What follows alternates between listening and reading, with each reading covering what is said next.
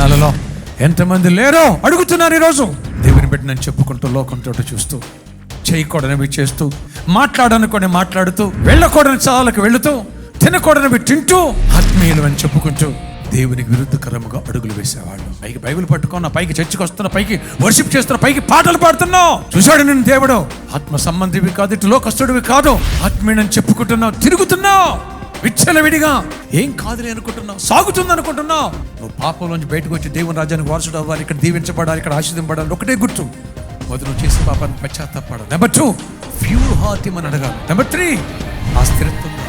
Number 4, prevention, అంటే future గురించి ముందే కేరింగ్ తీసుకోవాలి. ప్రభు నిన్ను ప్రేమిస్తాను, జీసస్ లవ్స్ యు. నువ్వు పాపాన్ని దేవునికి వద్దన్నాయి వదిలేవా, 1:100 దేవుని. గట్టిగా చెప్పట్లా.